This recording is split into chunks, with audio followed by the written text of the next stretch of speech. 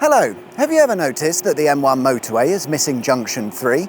This is Junction 3, but it's not Junction 3. It doesn't officially exist, and you won't find Junction 3 on any of the motorway road signs. Not only that, why is the not Junction 3 a weird nearly a roundabout? It's almost as if something is missing. Like most of our motorways, the M1 was built in sections, and today we're focusing on a section known as the Hendon Urban Motorway that opened in 1967, running between today's junctions 2 and 4. Back then, the plans for our motorway network, particularly in this area and the rest of London, were extensive to say the least. I'm sure you've heard of the London ringways project. The main headline is that it was mostly cancelled, and its cancellation is why there's no Junction 3. The plan initially was for junctions 2 and 3 to work together in providing a motorway bypass of the Mill Hill area, which was suffering from severe congestion, a bit like my sinuses at the moment. The problem here is that the A1, a fairly major road, forms the main route in and out of London right through the middle of Mill Hill, and even in the 1960s the traffic was unbearable. So a motorway bypass would allow for the A1 traffic to jump on the motorway and head around the built-up areas and join the A1 a bit further up or down and carry on their journey. Lovely. In order for that to work, we do need a Junction 3, and it was supposed to be built as part of what was dubbed the Scratchwood Link. This was a short linking motorway section that would have connected the M1 to the A1 at Stirling Corner. To begin with, it was designed as a limited access junction with free-flowing slip roads connecting to and from the southbound M1, which sounds great, but there's a problem, a bit of a hilly one.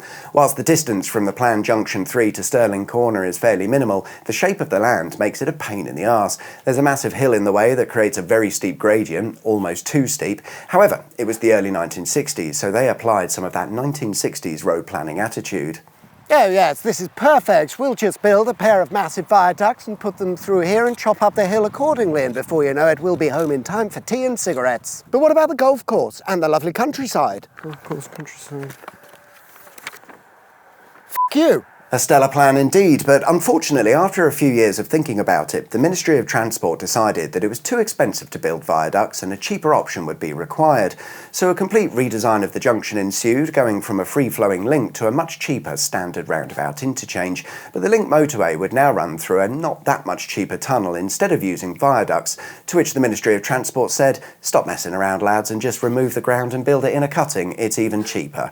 So the plan was revised once more to factor in a cutting rather than a tunnel. Whilst the authorities went back and forth, the road builders got on with constructing the M1 motorway, and they installed Junction 3 as a roundabout interchange as per the plan at the time. No worries, but here's where it all starts to go a bit wrong. You'll recall I mentioned the roundabout is a bit weird, almost as if something is missing, and you've probably worked it out by now. There's no Scratchwood Link motorway, and the roundabout is not exactly complete. The lack of a completed roundabout junction is because, whilst they were constructing it, the Department of Transport was still getting their knickers in a twist over the costs of the Scratchwood Link Road and where it was going to be routed.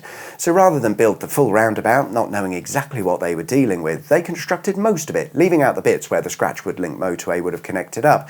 And this makes a lot of sense, because you'd have only ended up removing what you'd built in order to install the link road when it finally came along at a later date. But a later date never came. With constant changes to plans and ideas, not only surrounding the Scratchwood Link Road, but the whole wider motorway network around London, it got to the point where nothing was done because they couldn't make their mind up and cancelled it all, resulting in an unfinished M1 Junction 3 that served no purpose. Maybe that's a bit unfair. It served less purpose than intended, because a service station and maintenance compound was built at the junction in the late 1960s, meaning Junction 3 did at least see some use, but it remained unfinished, awaiting a link road that is a bit overdue now. Today you've still got the services located here, and there's still the dodgy roundabout to access it.